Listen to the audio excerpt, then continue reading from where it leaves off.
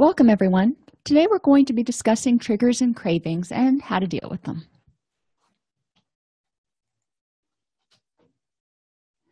Over the next little while, we're going to define a trigger, define a craving, explore the concept of stimulus generalization, and discuss the functions of triggers, and then explore triggers in terms of mental health symptoms as well as addiction.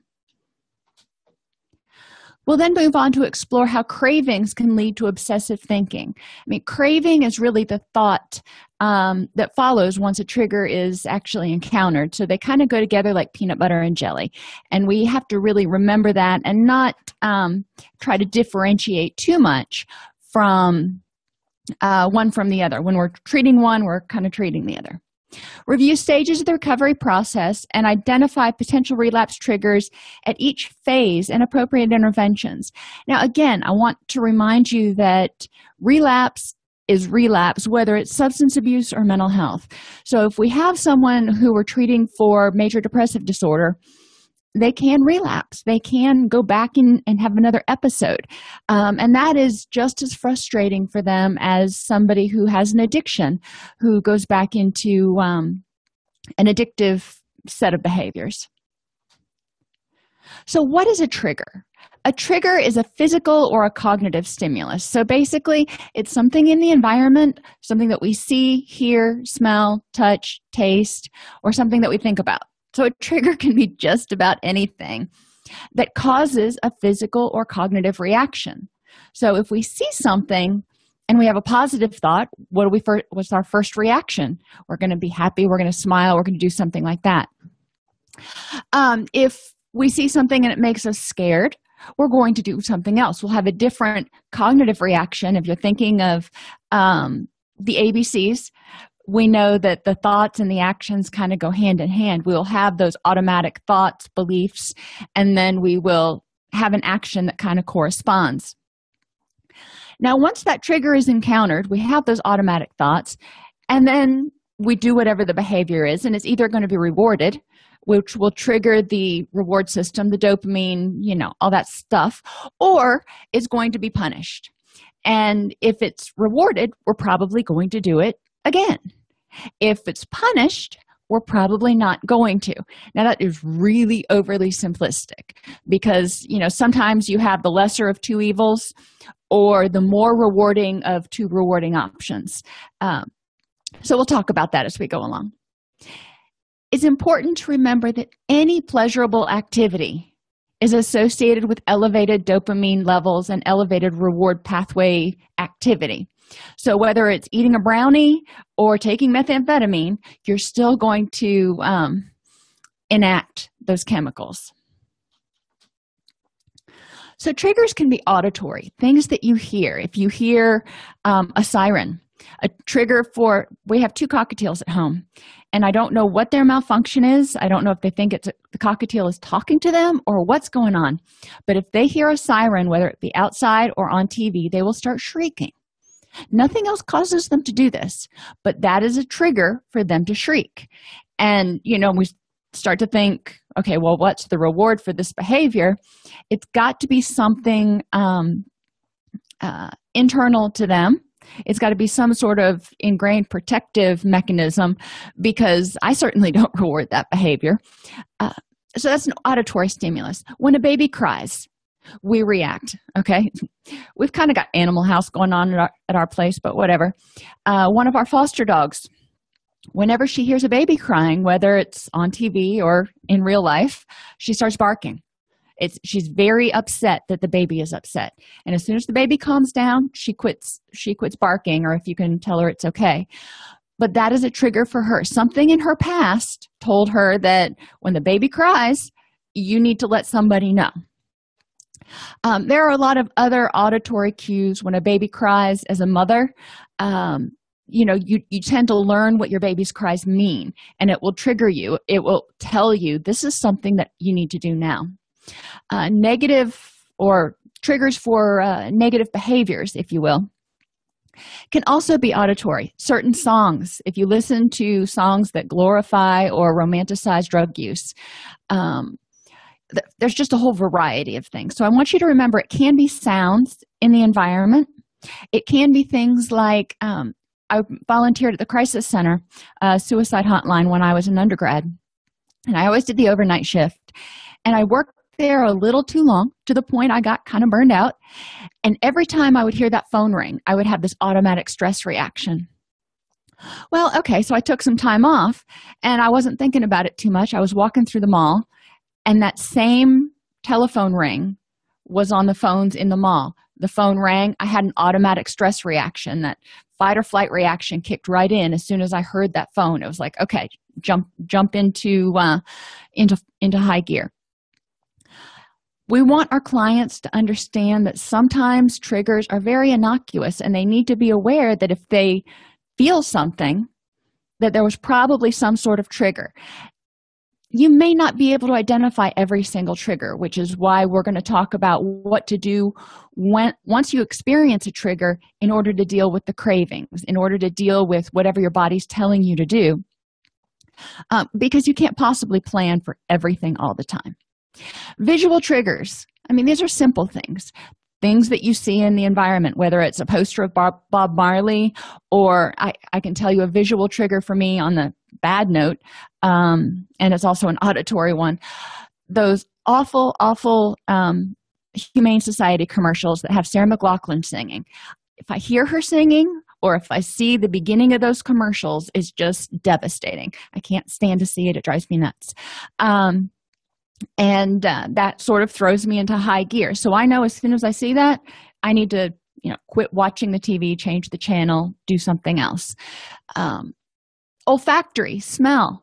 Smell is one of our most enduring memory triggers. So if you have someone, we'll talk about the happy ones first, I guess. When you think about a happy time, maybe it was birthdays, or maybe it was, for me, going to my grandmother's house. It always smelled like Pine Sol at my grandma's house. So whenever I smell Pine Sol, I have a happy feeling. I'm like, oh, this reminds me of grandma. Now, there can also be negative associations. If you smell something for someone who was abused, for someone who was attacked, for someone who was, there are a variety of negative associations. And if there's a smell associated with that, especially a unique smell, cigar smoke, a certain type of pipe tobacco, there can a damp, sort of mildewy, what old houses smell like, anything like that. Patients need to identify if there are certain things that will trigger them. Does it mean they can avoid them all the time? No. But it does mean if they encounter that trigger in the environment and they start feeling wonky, for lack of a better term, then you know what they can do? They can say, I am here, I am now, I am in the present, and they can work on mindfulness and reminding themselves that they're not back in that unpleasant situation from the past. Tactile triggers. And this can be just being touched. This can be, anything that involves touch. People being too close, people hugging you a certain way. Tactile triggers are kind of, different, but they do exist sometimes. And then cognitive triggers.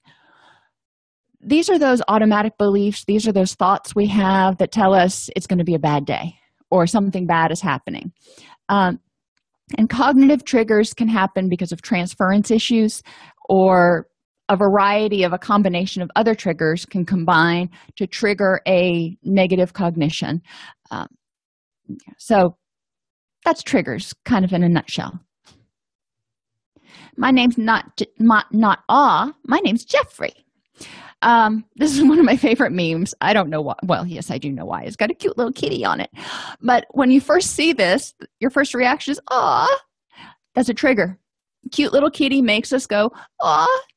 I have on the screensaver of my phone, I have a picture of a hamster in a sweater, because who can be upset when they see a hamster in a sweater?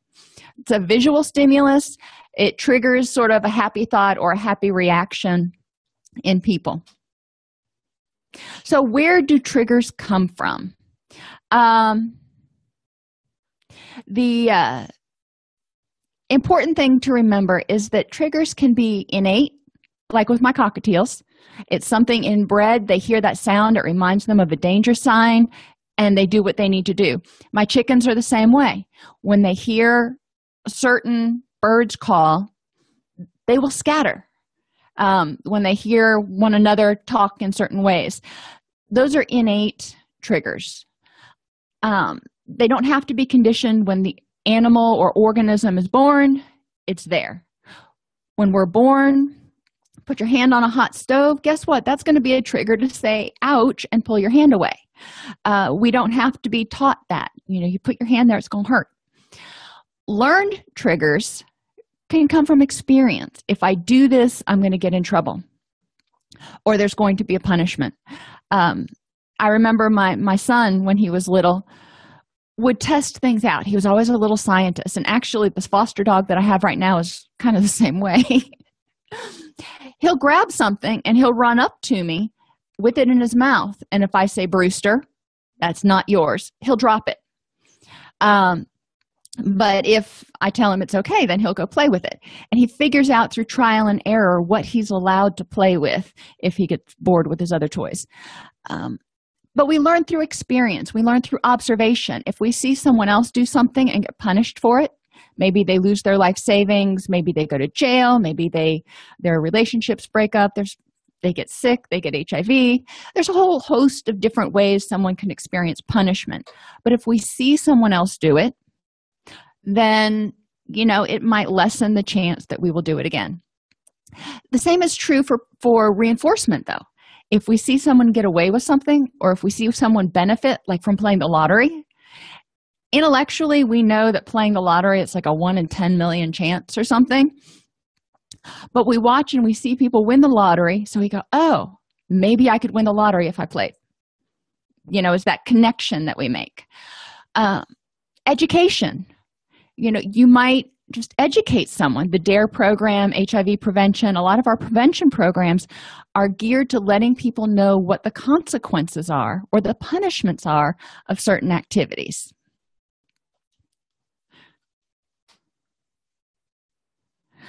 So unconditioned triggers generally serve a survival purpose. For example, sight, bright sun, something headed to your face, you're going to block your eyes. That's your first reaction is to either squint, block your eyes, duck, do something like that. You're not taught to do that. You don't have to look up at the sun one time and have your eyes burned and then go, oh, maybe I should cover my eyes. It's just a natural knee-jerk reaction. Sound, loud noises, we cover our ears because it's loud. It hurts. We want it to stop. On the upside, I try to give some positive examples for each one. A heartbeat. When children are in the NICU, when I have foster animals that are orphaned, they have little things that simulate a heartbeat sound, and that's calming to infants, whether it's, four-legged critters or two-legged critters. The heartbeat is one of those unconditioned stimuli because both kittens, dogs, and humans kind of grew up in their mother's womb hearing the heartbeat. Smell. Pleasant smells are going to make you inhale deeper. Noxious smells are going to make you go, oh no. Cover your nose and get out of there. Touch. If something causes pain, you're probably not going to do it again. If something is pleasant, then you may do it again. Think about when you have a stiff neck, putting a heating pad on your back or your neck may help loosen that up. So that's a rewarding thing. And taste, pleasant or noxious. Most of the time, there are some things that you can say you have an acquired taste for.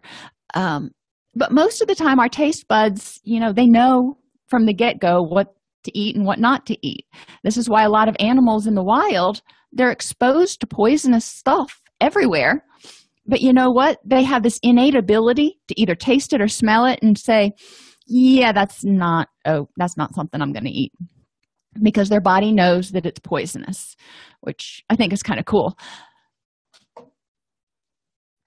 Conditioned triggers also can be a survival thing. Generally provide rewards, avoid punishment, and are survival. So sight. When a baby sees a bottle, initially a baby has no idea what a bottle is. By the time a baby's 3 or 6 months old or whatever it is, shortly after they begin using a bottle, they figure out what it is, and they will calm down upon the sight of it. They will, once they get to the point where they can willfully smile, they will smile. They will reach for it. Snow. This is another one of those triggers. It either makes you happy or it makes you go, oh, I've got to shovel that driveway again. But either way, it does trigger a reaction. Sound, music can make you happy, can make you sad, can make you melancholy, can make you reminiscent. Music is great in therapy, as well as, just being aware of what it triggers. Sirens, it's another one of those things. It can, it puts you on alert to things that are going on. I grew up in a family full of first responders, so I hear a siren and my response is completely different than maybe someone who has a history of being in and out of jail, in and out of the system. Smell. If you smell smoke, what are you going to do? Well, around my house, we usually go check the oven, but whoops, means I got distracted. But smoke triggers a certain behavior. In our house, that's, checking to see what mommy forgot on the stove. But in a lot of other houses, it's often a trigger to get out. When you smell brownies, some people get hungry. Some people have a craving. Some people remember a good time in the past when they used to have brownies. Touch a hot stove. It's going to hurt. And you eventually learn, hot we get. That's unconditioned. Stove is a little bit different because until you figure out what a stove is, you don't really know. My son's cat will be the first to tell you that he didn't know that a stove was hot until he stepped on a hot burner one time. Poor kitty. Wool sweaters. When you first see a wool sweater, you're just like, okay, it's a sweater. But as soon as you put it on, you're like, okay, this is a really hot, itchy sweater. Not all wool is hot and itchy, but for the majority of your wool, it is a bit scratchier.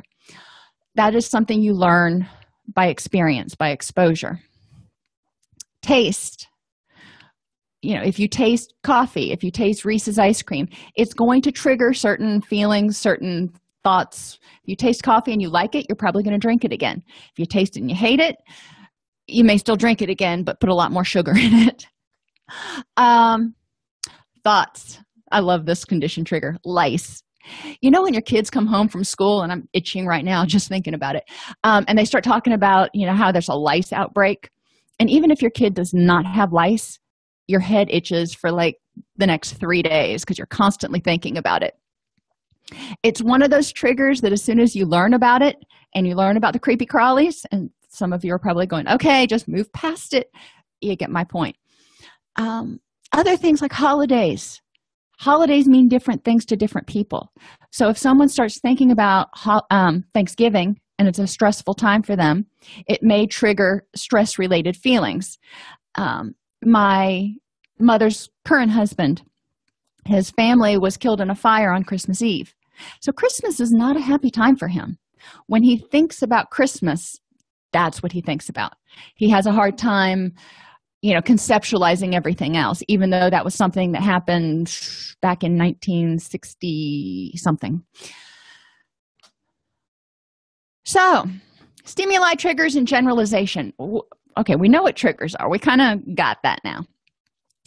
What's the function of them? When we engage in a behavior that produces dopamine, it produces a reward in your brain, so you're likely to do it again. So this is how our body learns. We learn through exploring our environment. Think about children. When they're, first they learn how to cross their hands in front of their body and learn how to move their body. But then they go through that period when they're like 1.5 to 3, where everything goes in their mouth and they have to touch everything. They're exploring, they're learning, they're trial and error, figuring out what they can touch, what they can't, what they like, what they don't like. And then the brain is rewarding the good stuff. And if they get in trouble or they get admonished about it, then they're learning from that too. Generalization occurs when a reminder for the behavior occurs in different settings. Now, let's talk about behaviors. Let's talk about eating. What sorts of settings remind us to eat? Obviously, the kitchen, the dining room, but there's also holidays. There's also going to grandma's house. There's also, when I was growing up, we would go to the movies every Friday night, and my mother would always get popcorn. So when I go into a movie theater, my first thought is, got to get popcorn. And then I see how much it is, and I'm like, okay, that'll control that craving. But generalization occurs when there are a lot of things in the environment that start to say you need to do this, whether it's use, whether it's be afraid, eat. There's a whole host of behaviors. So let's think about triggers for eating. As an infant, birth to 3 months, hunger. The child wants to eat when it's hungry. There are other internal states, sleepy, fussy, sick, that if the baby is given a bottle every time it cries, it may start saying, oh, when I feel this way, I'm supposed to eat. Not, I'm supposed to go to sleep. Or I need to have somebody hold me because I'm fussy, or I need something else because I'm sick. As the baby matures, 3 months to a year, hunger, still we want it to learn that when you're hungry, you eat. But there are also certain times that the baby will start to get hungry. It learns, over a period of time that this is the time of day we eat, and their body sort of gets hungry. Ours does that. I know that when it comes to about 11:30, I'm looking at my watch going, I'm hungry. So our circadian rhythms, and there's a whole lot more to it than just learning, because there are neurotransmitters, your serotonin levels, your melatonin levels, all that stuff that cues your body that it's time to eat. But so circadian rhythms are important to keep in alignment, if you will. But other things can trigger the baby to think about eating. Seeing a bottle, even if it's not dinner time or lunchtime. Seeing others eating. How many times have you been, not hungry, but other people have been eating, so you've just eaten anyway? And then these internal states, if they haven't been counter-conditioned, are still going to trigger eating. Sleepy, fussy, and sick. So now you've got a child who eats when it's hungry, but it also eats at 11:30 just because it's 11:30 and that's when you're supposed to eat lunch. And it eats when it sees a bottle. It wants to eat when it sees other people eating. With children, sometimes you'll see a baby who's been given its meal, but then it's given Cheerios to eat while the grown-ups eat to keep it pacified, if you will. So it's learning through experience that all these different things are times to eat, which is not necessarily accurate. As it becomes a toddler, we still have hunger, circadian rhythms, bottles, other people eating, but now the toddler has started to put smells with it. And it's like, I smell that. That's good. I know what that is. I want to eat that. Even if they're not hungry, the smell may trigger the desire to eat. Places. Again, if kids are put in the back seat and they're given a sippy cup and a snack to keep them quiet, guess what? When they get in the car, that's going to trigger them to want to eat, even if they're not hungry. If they're at the store or watching television, how many kids do we know that sit on the couch, watch television, or play video games and just eat mindlessly? They're not hungry necessarily. It's something to do with their hands. So these are all ways we can generalize different triggers in someone's environment to trigger a particular behavior in a way that we may not necessarily want to do this, because this person has developed some very, very unhealthy eating habits at this point.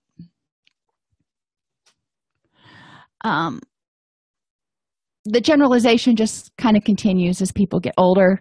There are certain functions that you eat at, yada, yada, yada. So in treatment, we need to help people become more mindful instead of mindless about their behaviors. They need to eat when they're hungry, certainly. They need to pay attention to what they're hungry for. Our body will crave certain things if it needs certain nutrients. we need to help them establish, some good circadian rhythms. So there's a relatively stable time when they eat every few hours. But then all of that other stuff that triggers the desire to eat, even when one is not hungry, that needs to be counter-conditioned. They need to pay attention and learn to eat only when they're hungry, which is, a big task. And most of us actually don't do that. But, we can strive toward eating to live, not living to eat. So let's talk about alcohol. Eating is one of those that we can't say abstinence. But alcohol, we kind of can. We want to ask, what is the benefit of alcohol to somebody? Well, some people think it relaxes them. Some people think it makes them more sociable. Some people think it helps them deal with stress, and depending on what stage of intoxication someone's in, all of those can be true. So there is a short-term benefit. So what are the associated stimuli with drinking? Sights, beer commercials, football games, beer in the fridge, going to the grocery store. They sell beer and wine in the grocery store. There are a lot of different sites that say, hey, have something to drink. Sounds could be the opening of a top. It could be a Coke can, but it'll trigger someone who likes to drink beer, maybe to think about drinking a beer. Maybe the sound of being at their kid's football game. Go through these with your clients and go, what kinds of things make you think about using? And they may not have a list for everything. Have them keep a log. Just pay attention to when they have thoughts about using. Touch, taste, thought, setting. Like I said, the kids game, maybe carrying a cooler, going fishing. You can just kind of brainstorm. This is a fun activity to do in groups sometimes, so people can see how many stimuli there really are in the environment that say, hey, you want to have a beer. Okay, so let's switch gears a little bit and let's talk about mental health triggers. Types of triggers for PTSD. Well, what are the benefits? Let's think about those PTSD symptoms. Flashbacks, hypervigilance, those are some of the big ones. Emotional numbing. Okay, so let's think about that. When the person experienced this situation, it was one in which there was the threat of death or significant bodily injury. So yeah, it makes sense that the body is going to go, we don't want to do that again, so let's kind of up our guard and be aware of these things so we don't ever get ourselves in that situation again. Emotional numbing. That amount of stress, that amount of threat is overwhelming to anyone. That amount of grief, if you saw somebody get killed or were in a situation where there was grief or helplessness, is almost too much for some people to handle, for most people to handle. So one of the reactions in acute stress as well as PTSD is that emotional numbing. It's like, I need to wall this off. I cannot feel anything right now because it just hurts too much to feel anything. So when you think about the symptoms that we have, and you can do this for anxiety or depression or bipolar or borderline or any of those, it makes sense from a functional survival perspective. Now, is it overgeneralized? Yeah, that's when it becomes a problem. I would expect someone to be hypervigilant on the battlefield. I would not expect someone to be hypervigilant in their own bathroom. There's a big difference. So when you have someone who is hypervigilant in other situations where the stimuli have been overgeneralized, they don't feel safe anywhere, then we need to start looking at what things remind you of that event that are being translated into, right now. Maybe at home, one of the things that people report hearing a lot is loud noises, like banging of a cabinet. If they've been exposed to a car accident or gunfire or something where there was a loud banging sound. So we can say, okay, there's a similar sound in your environment now.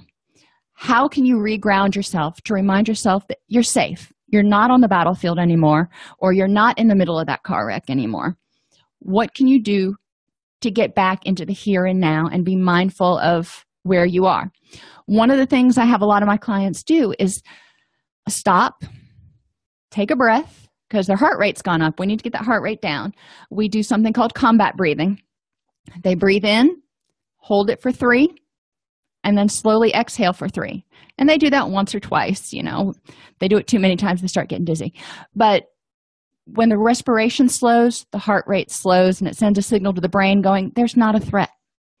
So that's the first thing. But while they're doing that, I want them to look around and be aware of where they are.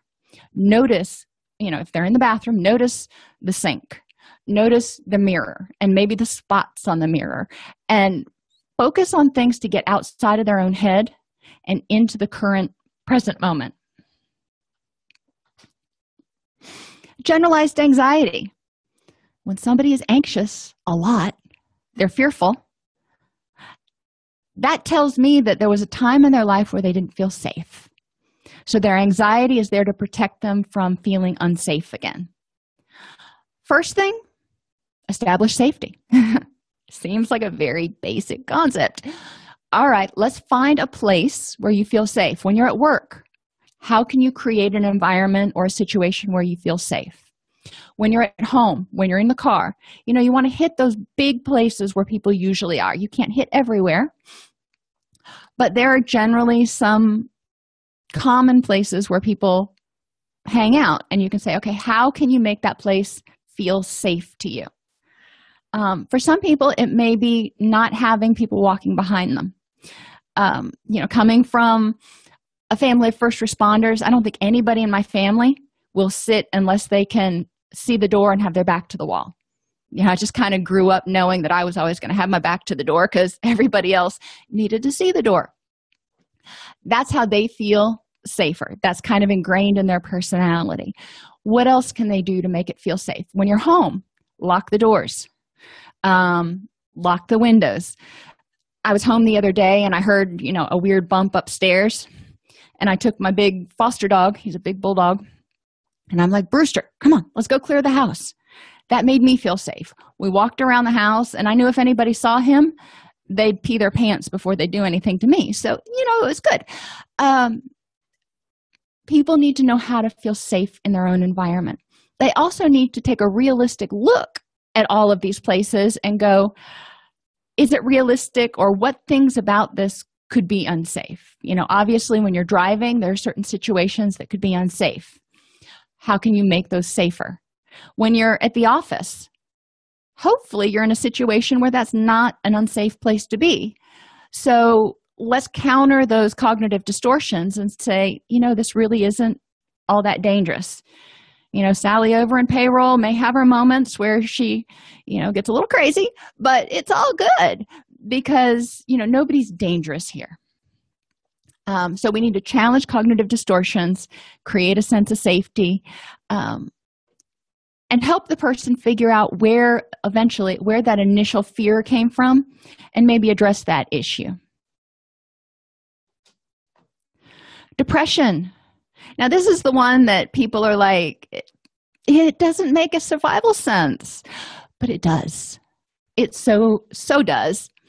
When people are depressed, especially if they become depressed, it's not something, they've been depressed since they were knee-high to a grasshopper, or there was a traumatic brain injury and there's some depression, or there was even if there's an incident where they're maybe in a car accident and they come out of a coma and realize that they're paralyzed, let's just take this, put 100 on 10, as my daughter would say. Yeah, you're going to be depressed. But what is the survival benefit of this? What is the function of this depression? Depression slows you down. Depression, it's a sense of hopelessness and helplessness. Your body's telling you, we need to change the way we're thinking about things a little bit. Sometimes depression is your body's way of saying, I'm out of gas. I can't do this by myself. I need help. So when we look at depression and we look at people's symptoms, we need to ask ourselves, what's the function of each symptom? If they are having difficulty sleeping, they're sleeping too much, their circadian rhythms are getting out of whack. The neurochemicals that tell them when it's time to sleep and when it's time to be awake are out of whack. So their body doesn't know when it's time to be awake, when it's time to be asleep. That's easy peasy. We have people get started on a schedule. And I tell my clients who have depression, because a lot of times depression is just so hard to do anything. I tell them, try 15. That's sort of our slogan. Try 15. I want you to get up at a reasonable time, and whatever that is for that person. For some people, it's 6 a.m. For some people, it's 8:30 or 9. But I want you to get up at a reasonable time, and I want you to get dressed. And I want you to sit by, either go outside or sit by an open window, a window with the blinds open, so you can get some natural light in. And try staying up and out of bed for 15 minutes. I mean, ideally, you'd stay up and out of bed until it's bedtime, but let's try 15, because for a lot of my clients, the thought of getting up and staying out of bed all day long and not being allowed to go back is just too overwhelming. I'm like, try 15. If you still can't stand it after 15 minutes, let's talk about what are some other options that you can do. Most of the time after 15 minutes, if somebody's gotten up and gotten their blood moving, they realize it's not so bad. Now, after 2 or 3 hours, they may be tired again. Their body is telling them, I've got something going on. I've been burning the candle at both ends for too long, and there needs to be some changes. I'm burnt out. I'm overwhelmed. I am exhausted. I am physically getting sick. It takes a lot of energy to stay healthy. So when people experience a depressive episode, we want to identify their symptoms and look at what those symptoms are doing for them. We want to look at what triggers their depression. There are certain sights, sounds, smells that they can eliminate, but there are also certain sights, sounds, smells, that they can add to their environment to make it a happier place. And the same thing is true with PTSD and with anxiety. We don't want to just eliminate the negative. We need to add the positive. One of the things that my professor, when I first took behavior modification, first semester, I remember him saying, if all you ever do is punish a behavior, then you're left with an organism that doesn't behave. It just sits there, catatonic. You have to provide alternatives. The same thing is true with stimuli in the environment or triggers. We want to trigger people to be happy. So what makes them happy and what can remind them to do that? Maybe it's the sound of children laughing. Maybe it's certain YouTube videos. Maybe it's their pets. Maybe, brainstorm. What things make you happy and what kind of reminders? Instead of using the word triggers, use the word reminders. What kind of reminders can you put in your environment? Okay, borderline. And you see, I'm just not randomly, but I'm going through each different type, if you will, of mental health and addictive issues. So you can see where triggers are there for everything. Frantic efforts to avoid abandonment, and they vacillate between valuation, thinking you're all that in a bag of chips, to devaluation. You are the devil incarnate. And there is no middle ground when you're working with someone who has borderline personality tendencies. And you see a lot of these same tendencies in people with addictions. So I do want to, point out that we want to look at the symptoms more than focus on the labels, because the labels don't mean a whole lot. What is the survival benefit of this reaction? Well, if they're trying to avoid abandonment, that tells me they've, guess what, been abandoned. If they go between valuation and devaluation, maybe they haven't learned to look at the gray areas. So there's lots of different treatment issues that are there. But we want to say, what things trigger this fear? Because when they go from valuation, thinking you're all that, to thinking you're, not, what's the function? That pushes the person away. That gives the person with the borderline tendencies more power. If I'm saying that you are lower than me, you're beneath me, you're worse than me, then I feel better about myself. So both of these come back to abandonment and fear, loss of control. So what things in the environment or in their own head might trigger this fear of abandonment or loss of control? A lot of times it's stuff from their past, but stuff in the present reminds them of stuff from their past, which then becomes a thought in the present. What sights, what smells, sounds, if there are things, if they came from a very dysfunctional household and there are things that remind them of their family of origin, guess what? Those sorts of triggers are probably going to be going to trigger some of your more borderline-esque behaviors. When people are under a lot of stress, they may tend to be more polar in their reactions and more extreme in their reactions and become more fearful of abandonment, fearing that they can't be alone, they can't handle life on their own. So taste is not probably one that's going to be here, but sight, sound, smell, touch, and thoughts are definitely present when we're talking about people with borderline personality disorder or borderline tendencies. What is it that makes this person feel like a scared child that is going to be dumped? And what is it that makes this person feel inadequate, so much so that they need to put others down to feel okay?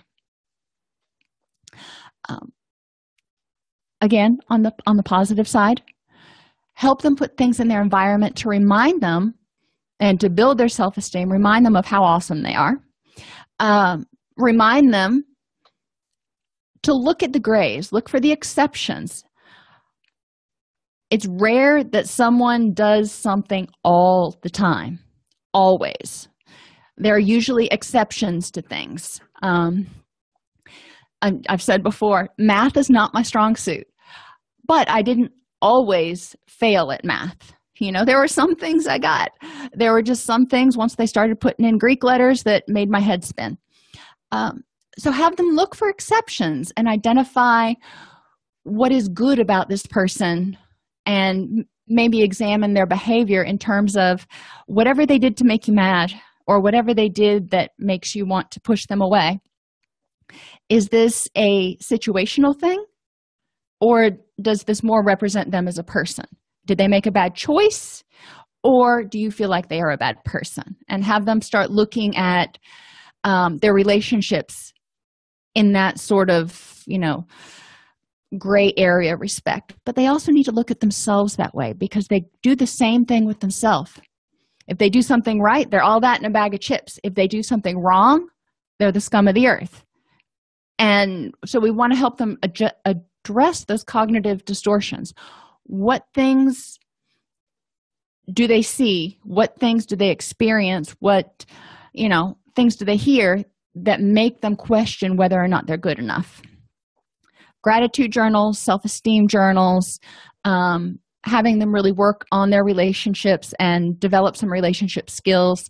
Those are all things that they can sort of include in their repertoire,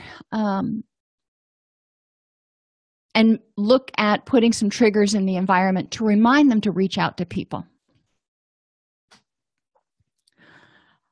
So what are the takeaways? It is impossible to address every trigger.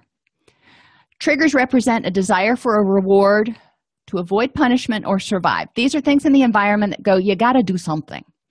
And, sometimes it's not survival. Sometimes it's like, ooh, I want that, or ooh, I don't want that. But the triggers are those things that can be good or can be bad. The cool thing is you can also have competing triggers. So when you have somebody getting ready to go into a situation, a job interview, for example, they've got competing triggers going on. They are probably stressed about the job interview. They're anxious. They're afraid they're going to say the wrong thing, yada, yada, yada. But there's a desire for the reward, desire to have that job. So there's this push and pull of which is going to win, the anxiety of going into the interview or the reward of getting the job. What kind of visualizations can you have people do before they go into a job interview that can serve as positive triggers for them. Triggers always serve a function. And once we break it down to its, barest components, then we can figure out alternate ways to meet that need. When somebody, eating is one of those things that we've generalized and overgeneralized in a lot of different ways. So when we look at our triggers for eating, we have to ask ourselves, what is the function of this behavior? What is the function of mindlessly eating while you're watching TV? Well, for me, I can't sit still. And, if you've been watching the video part of this, I talk with my hands. My hands are constantly moving. What could I do alternatively? Well, in my living room, I have my iPad, so I can either surf on the internet or play Words with Friends or something that occupies my fingers, or I can crochet. Or there's always a dog on my lap, too. So there's always something to do with my hands as opposed to eating. But you want to ask, smoking is the same way. For a lot of people, they don't know what to do with their hands if they're not smoking. So we have to say, what is it, in a social situation? Some people, it's not that they're stressed about the social situation. They just don't know what to do with their hands when they're talking to somebody. So have them figure out what they could do differently with their hands when they're talking to someone. I'm one of those people that's terribly guilty of it. Don't give me a business card and then stand there and talk to me for 15 minutes, because I will have folded the business card into 16ths. That fidgety thing. And that is, I'm not saying that's a good thing, but I know that's one thing I do just because I have to have something to do with my hands. Many triggers are wrongly conditioned. We don't want the sound of a bell to make you hungry. We want the sound of a bell to be the sound of a bell. Remember when you were in high school and the sound of the bell meant put your books in your bag, get up, and go to your next class.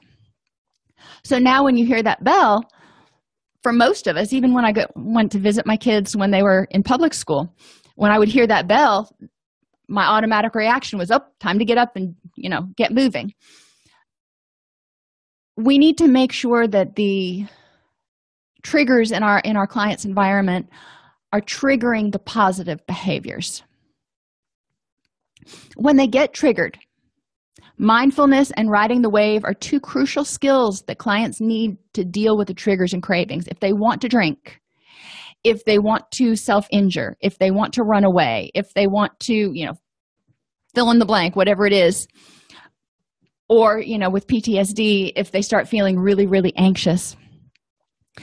Mindfulness will help bring them back into the present moment. And riding the wave reminds them that urges and cravings crest and then fall, just like a wave coming in and out.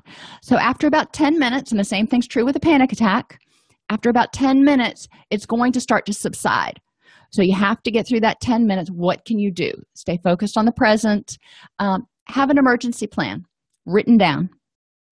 When people are craving, when they're having urges, they're not thinking, okay, what was it that we talked about in therapy? They're in crisis.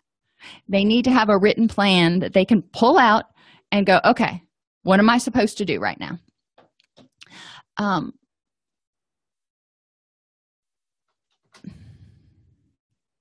So cravings are a desire for something and can become obsessive. When I was pregnant, in the evening, there was always this commercial for something from Hardee's, and I don't even remember what it was now. But I wasn't hungry, but it was one of those super ultra processed, fried, a bazillion calories per bite sort of sandwiches. And I would see that and I was like, oh, I need it. I want it. Thankfully, I was too lazy to get up and go get it. But commercials, part of what their job is to basically trigger people to go out and purchase a service or a product. People need to ask themselves, what is it that I'm craving? What is it that I'm wanting? And why do I crave it and want it? And that's really getting down to the nitty-gritty. am I craving the sandwich, or am I just, I need to go to sleep? And that looked really, really good. Is this, whatever this is, healthy and beneficial? Is it getting me towards my final goal? If it isn't, how else could I meet this need or deal with this craving? In the case of the sandwich at 9:30 at night, when I wasn't even hungry, go to sleep. When I'm sleeping, I'm not eating. So go to sleep and the craving goes away. When we're talking about drugs, when we're talking about alcohol, when we're talking about, other things, people need to recognize whether they're bored, they're scared, they're angry, they're stressed, all those cognitive, emotional things. Or if there is something that their body is telling them they need, like sleep. And then figure out what the next step is from there. Our body's main goal is to protect us, and it will do that kind of at all costs, and is not necessarily the smartest thing in the world. So we've got to pay attention to what those cravings are telling us, and then use our higher order thinking processes to figure out whether that's accurate or not. When we do something that aids in our survival, the limbic system rewards us by releasing dopamine. The more rewarding the behavior, the more dopamine and other pleasure chemicals that are released. Prolonged engagement in an addiction can lead the brain to stop producing as much dopamine as it naturally does. Eventually, because your brain wants homeostasis, it says, I'm only supposed to have 2 ounces of dopamine a day, and you're giving me 6 ounces. And those are completely the wrong numbers, but I'm just giving you an example. So if you're giving it way too much, it's going to start shutting down some of the receptors, because it's like only 2 ounces can go through. You can't keep, overwhelming me with this. So then it slows down the dopamine secretion or production, which means the person is going to need more to feel normal. So stages of recovery.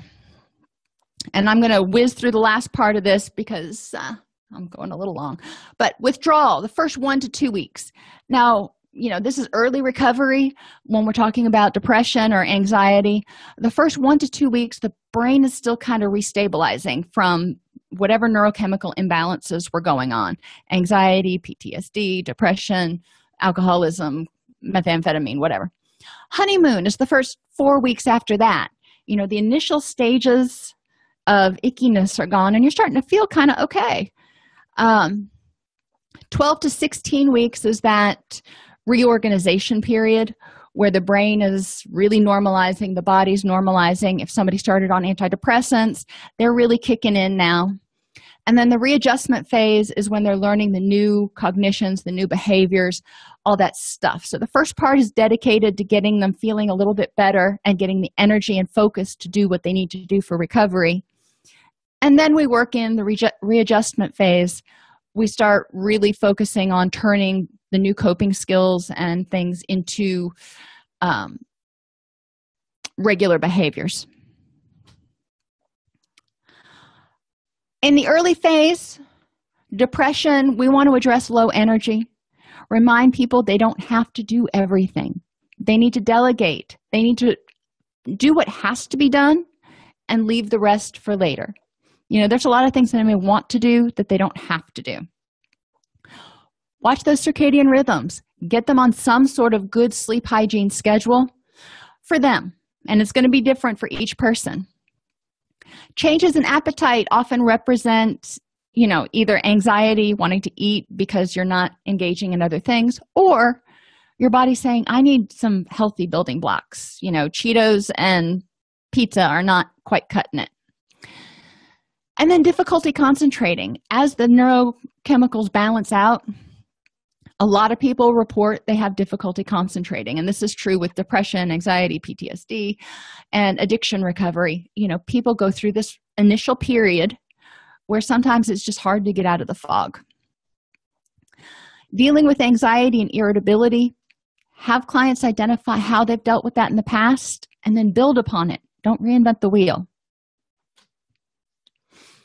Level the playing field. Next week, we're going to talk about vulnerabilities. These are situations that make it more difficult to remain optimistic, enthusiastic, and do the next right thing. So take care of themselves. Remember Maslow's hierarchy: proper nutrition, enough sleep, preferably some exercise. Taking care of themselves will go a huge long way to helping them feel better and being able to focus on doing the cognitive work. This feeling, that things are getting better, this pink cloud, lasts about 4 weeks until the newness wears off. People who are coming out of their depression are like, oh, this feels pretty good. They may feel like they're cured. They're starting to feel better. But family members often see this as the beginning of a relapse because they start getting complacent in doing what they need to do in order to feel better. It's like, okay, I went to therapy for 3 weeks. I'm feeling better. I'm cured. I'm done. I can quit taking the meds and go back to my old way of life. And that's not it. Some people need to be on meds for a while, if not, for an enduring period.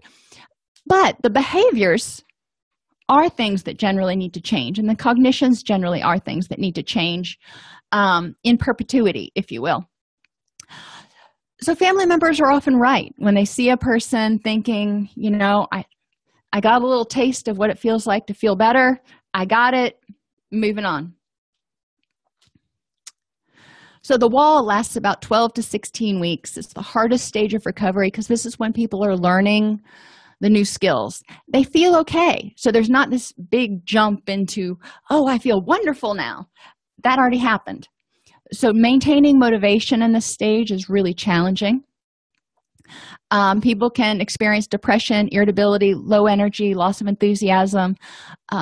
If we're talking about drug addiction recovery, obviously we're still talking about physical recovery, as well as this is the period where people start working on their stuff, whatever that stuff is, which can trigger depression, irritability, low energy, and loss of enthusiasm. Prepare people. Remind them that therapy is not a picnic. It's hard work. This is a 40-hour job. Even if you're only in therapy 1 hour a week, you're doing stuff, you're doing activities outside of therapy, and you're working on changing the way you approach life, the whole time you're awake. So this is a full-time job, and you need to be good to yourself. People can get easily overwhelmed while they're dealing with their stuff. They're emotionally exhausted. They are learning new skills, which is also exhausting. Remind them to give themselves a break. Relapse issues: people, places, things, times, activities, feelings, and lack of self-care. If you fall back into those old behaviors or hanging with that old crowd, or hanging out at those places that remind you of when you were depressed, when your wife left you, when whatever, you're risking relapse. So let's figure out what your relapse triggers are, what could trigger you to want to go back to those old behaviors, trigger your depression again, and write out a plan to deal with them. So triggers prompt a response. Cravings are the thoughts that come after a trigger happens. It's that desire to achieve whatever it is. Triggers and cravings can be good or bad. Most people with addiction and or mental health issues have multiple triggers that need to be reconditioned. Football games should not necessarily represent a negative trigger. Football games can be fun, clean, sober activities. Addiction does cause changes in the brain, so the brain needs time to recover. Using produces feelings of escape or euphoria, which become associated with people, places, and things.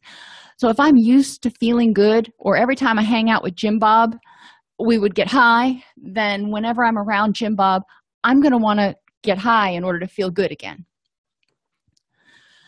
So exposure to these people, places, and things can cause cravings. When faced with unpleasant emotions or situations, people may also have cravings. They want to escape. So we need to help them figure out how to escape healthfully. So recovery involves becoming aware of triggers and their function, eliminating or minimizing vulnerabilities, creating new positive triggers or associations, and developing new ways to feel good and deal with stress.